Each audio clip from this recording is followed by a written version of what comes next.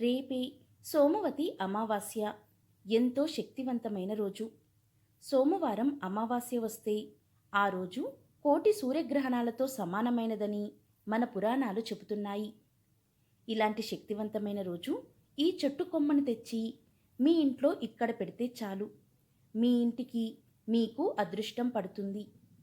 మీరు జీవితంలో ఊహించని రీతిలో ఎదుగుతారు. ఇంట్లో దరిద్రం మొత్తం సోమవతి అమావాస్య రోజుతో తొలగిపోతుంది. ఆ ఇంట్లో వారికి దిష్టి మొత్తం పోతుంది. చేసే ప్రతి పనిలో విజయం కలుగుతుంది. మరి కోటి సూర్యగ్రహణాలతో సమానమైన సోమవతి అమావాస్య రోజు ఏ చెట్టు కొమ్మను ఇంటికి తెచ్చుకొని ఎక్కడ పెడితే సకల శుభాలు కలుగుతాయో ఈరోజు వీడియోలో మనం తెలుసుకుందాం.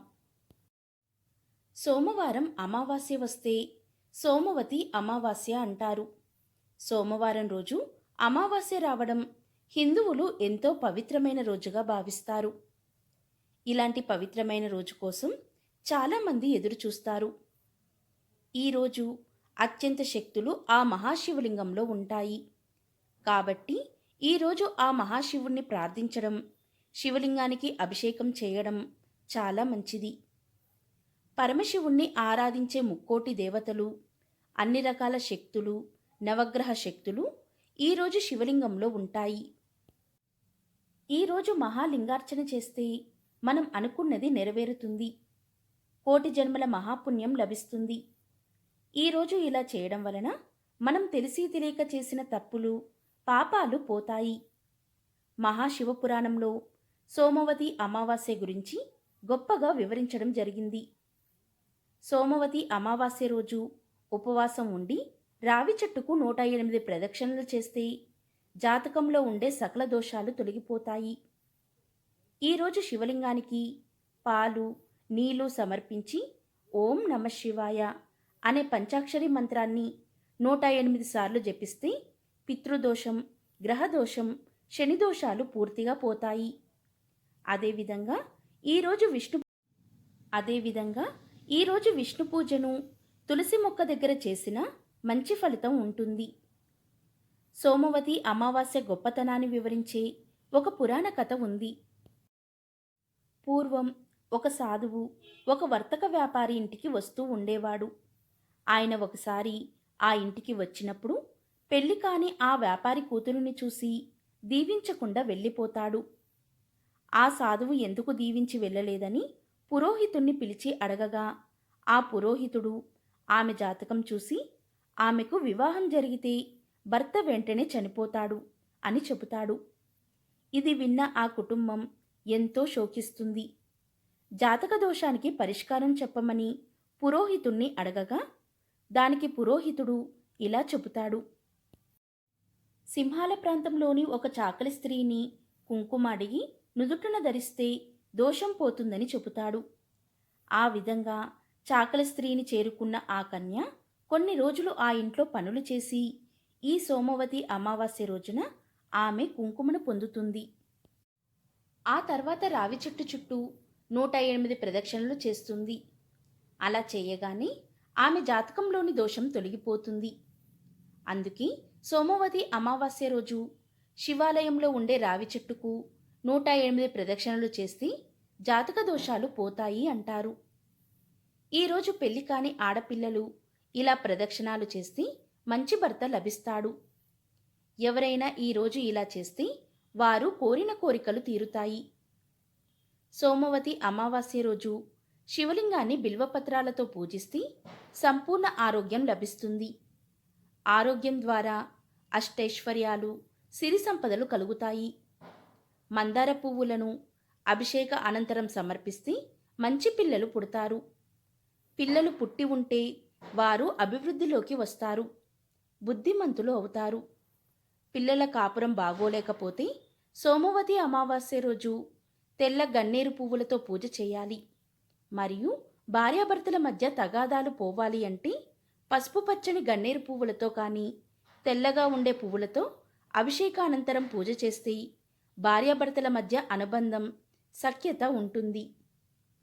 దేవి భాగవతంలో 6వ స్కందంలో విష్ణుమూర్తి లక్ష్మీదేవితో ఇలా అన్నాడు.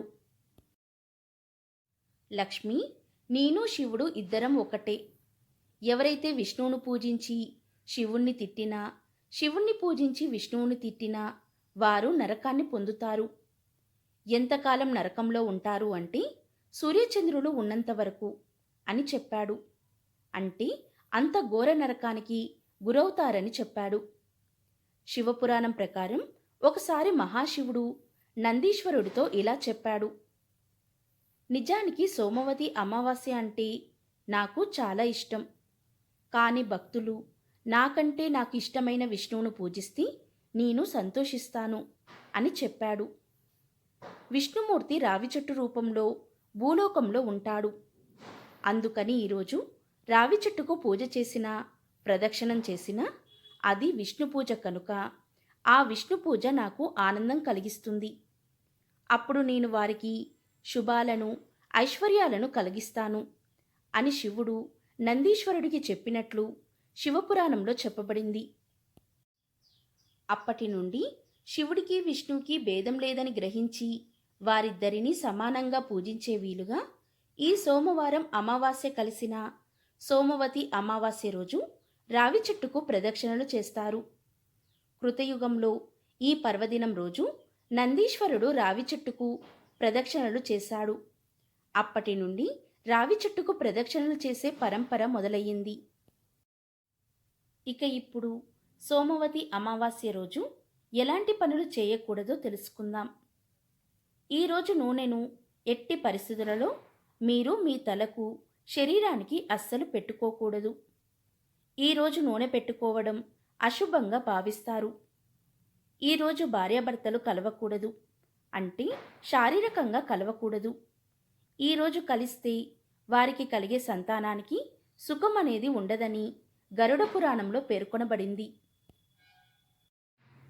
ఇక ఈరోజు మద్యం, మాంసాహారం జోలికి వెళ్ళకపోవడం చాలా మంచిది.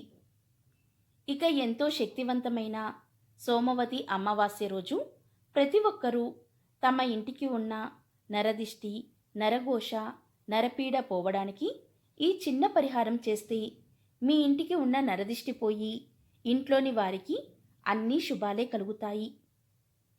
ఈరోజు గారెమండ తెచ్చి మీ ఇంటి ముందు ఒక మండను పెట్టి దానిపై ఒక బరువును ఉంచండి. ఇలా ఈ శక్తివంతమైన రోజున చేస్తే మీ ఇంట్లో ఉన్న నెగిటివ్ ఎనర్జీ మొత్తం పోయి పాజిటివ్ ఎనర్జీ వస్తుంది. ఎటువంటి చెడు శక్తులైనా మీ ఇంట్లోకి రానివ్వకుండా అడ్డుకొని మీ ఇంటిని రక్షిస్తుంది. అంతటి శక్తి ఈ గారెమండకు ఉంటుంది. ఎందుకంటే ఈ గారెమండలో మనల్ని రక్షించే అతీంద్రియ శక్తులు ఉంటాయి. అత్యంత శక్తులు ఉండే ఈరోజు ఇలా ఈ గారెమండను ఇంటి ముందు పెట్టుకుంటే ఎటువంటి దుష్టశక్తులైనా మనల్ని ఏమీ చెయ్యలేవు. అదేవిధంగా ఎంతో శక్తివంతమైన ఈరోజు ఇంటి ద్వారానికి మరియు మీరు నడిపే వాహనాలకు నిమ్మకాయలకు పసుపు రాసి కుంకుమతో బొట్టు పెట్టి కట్టుకోవడం వలన అపమృత్యు దోషాలు తొలగి అంతా శుభం కలుగుతుంది. కాబట్టి ఈరోజు ఈ విధి విధానాలను పాటించి సకల ఐశ్వర్యాలను పొందండి.